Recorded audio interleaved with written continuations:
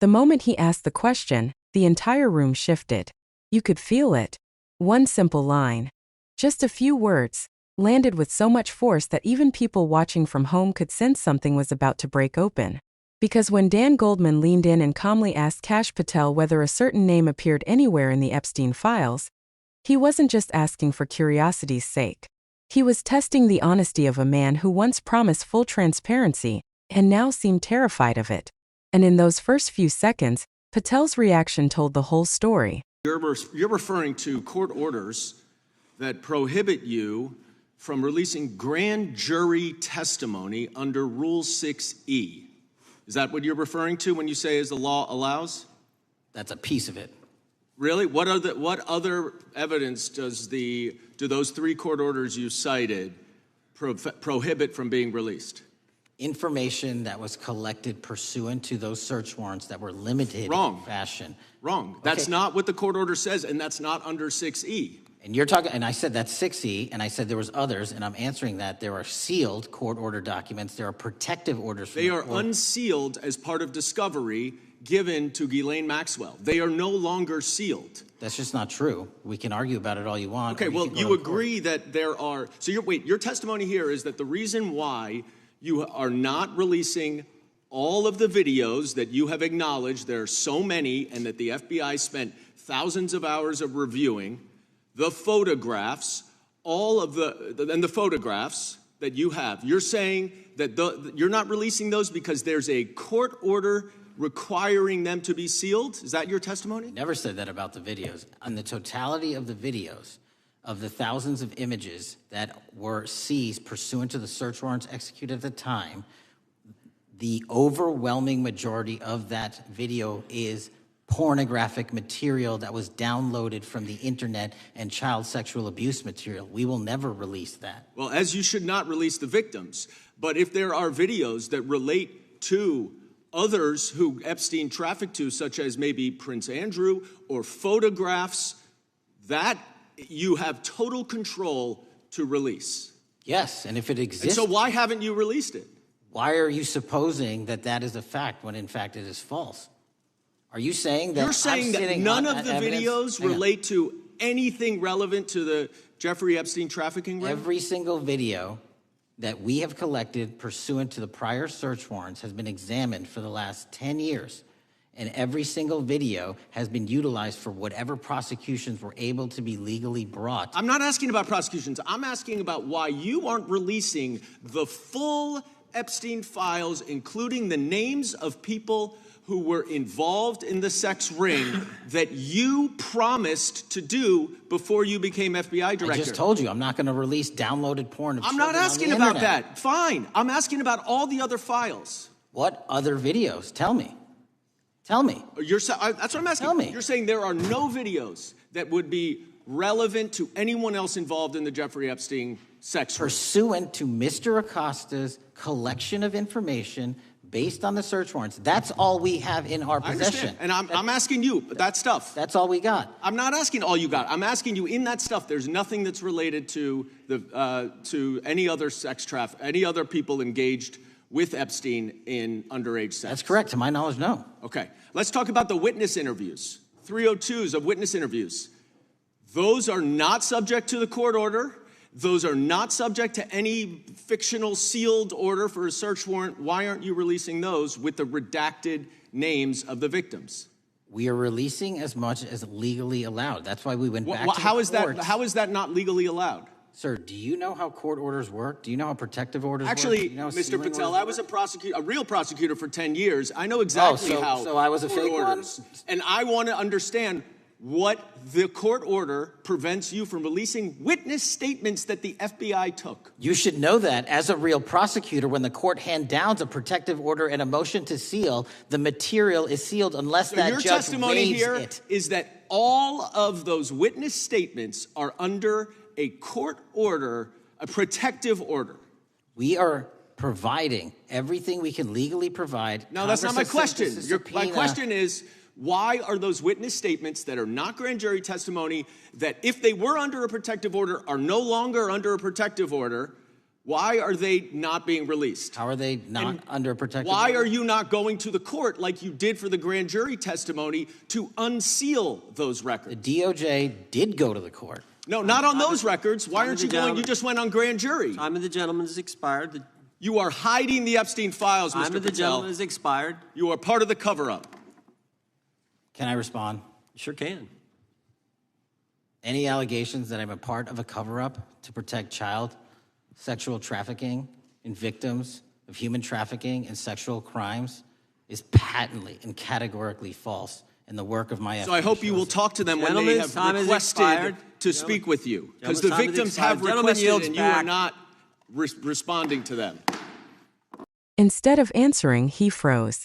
Instead of clarity, he stalled. And instead of confidence, he offered the kind of hesitation that makes you think the question wasn't the problem. The answer was. What makes this opening moment so gripping isn't that the question was aggressive. It wasn't. It was the kind of thing most officials could answer in half a breath. But the way Patel blinked, paused, and asked Goldman to repeat it gave away something much more revealing. You don't ask someone to repeat a question that's simple unless your mind is scrambling for the safest path out. And Goldman noticed it immediately.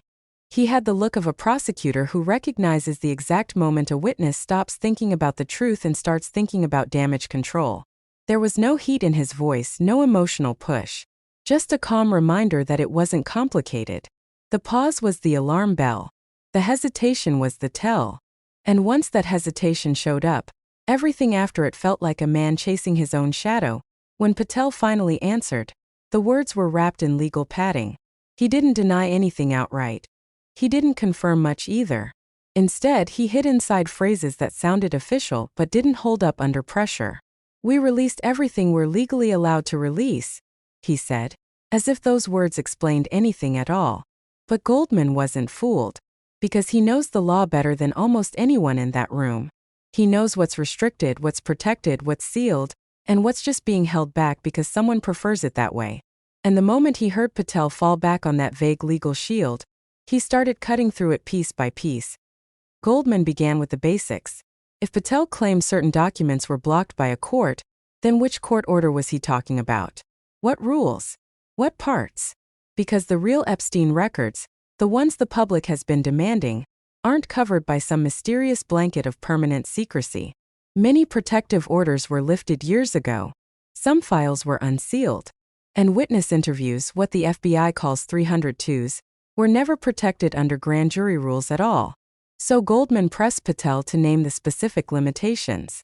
Instead of answers, he got circular language. Instead of detail, he got generalities. Instead of precision, he got the kind of vagueness that makes you wonder whether someone is confused or just hoping you are. And this is where things took a turn. Because when Goldman started naming the specific rules Patel kept hiding behind, Patel couldn't keep the story straight. He referenced court orders that didn't apply. He mentioned sealed materials that weren't actually sealed. He tried to lump unrelated restrictions together, as if saying them fast enough would make them fit. But Goldman calmly corrected every one of them. He explained which rules govern grand jury evidence, which don't, and why the defenses Patel kept leaning on weren't relevant to the actual materials in question.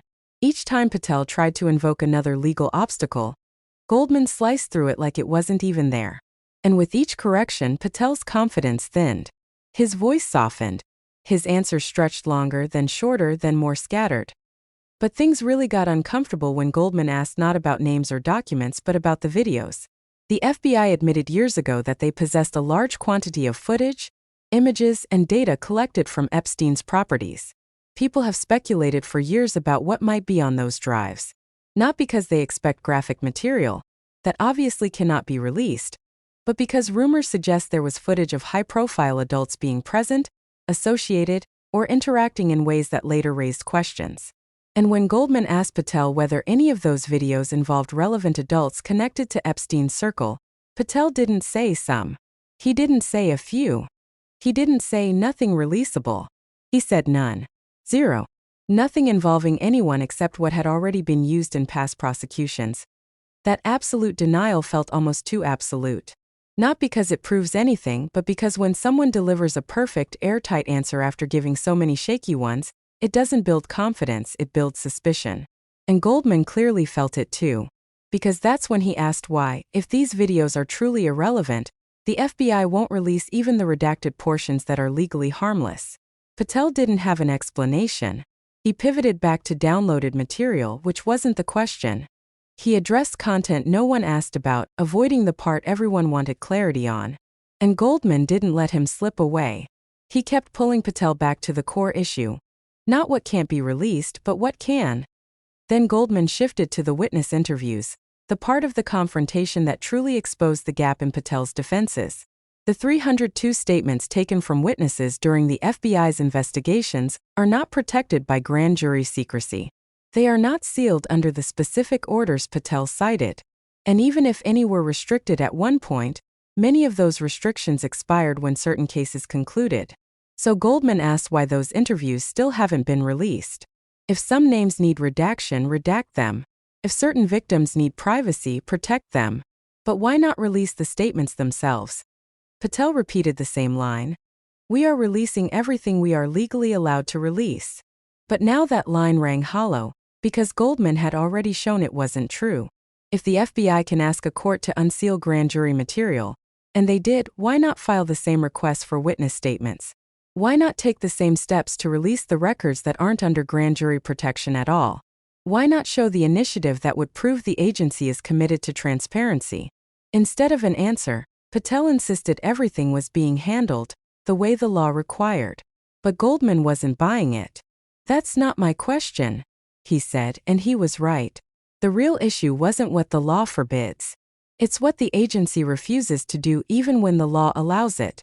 And this is where the tension in the room snapped. Goldman wasn't raising his voice. He wasn't grandstanding. He was exposing a contradiction in real time.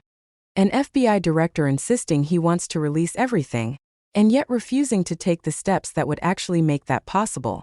Goldman then pointed out something even more troubling. Survivors, people who lived through the exploitation, asked to meet with Patel. They asked for answers. They asked for engagement. They asked to be heard. And Patel didn't respond. Maybe not intentionally. Maybe not maliciously. But silence from institutions dealing with trauma is loud. It hits differently. And Goldman made sure the room felt that weight, because when institutions avoid the victims themselves, it reinforces every fear those victims already carry. Patel pushed back, saying it was categorically false that he was part of any cover-up. He insisted he was fighting for victims, not protecting anyone. His tone sharpened, almost defensive, and it was clear the accusation stung. Maybe because he felt it was unfair. Maybe because he knew how it sounded.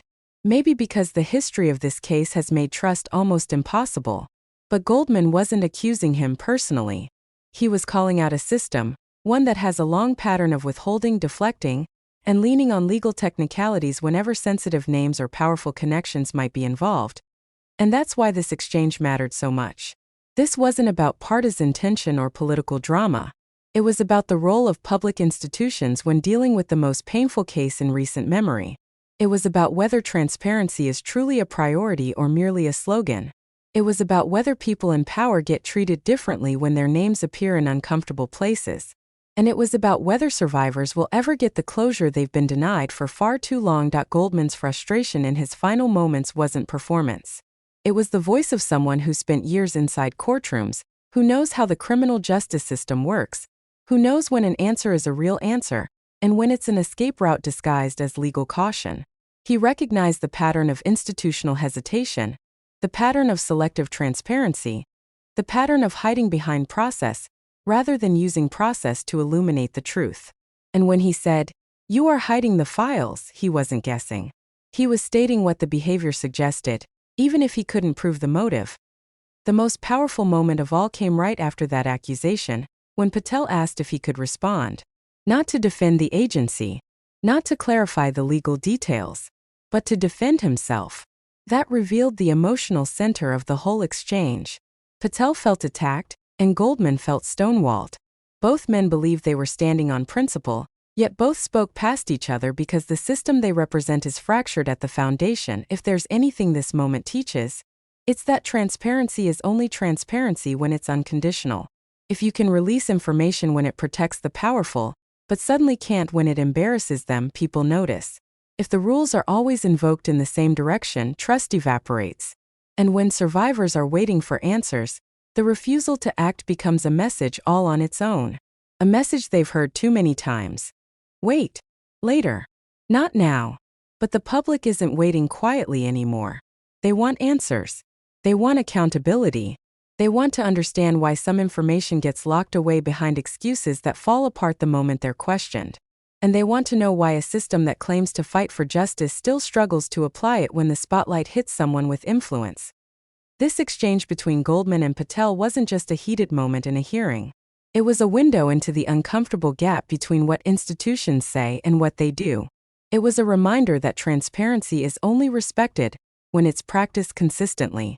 And it was proof that even the most polished officials can stumble when the truth behind their decisions doesn't match the story they're trying to tell. If you believe transparency shouldn't depend on who might be embarrassed, then this is exactly the kind of moment worth paying attention to. These hearings aren't just political theater. They're stress tests for public trust. And every time a simple question leads to 10 minutes of dodging, people rightly begin to wonder what else is behind the curtain. If you want to stay updated as this story continues to unfold, make sure you subscribe, hit the like button, and turn on notifications so you don't miss the next deep dive. There's more coming, and you'll want to see where this goes next.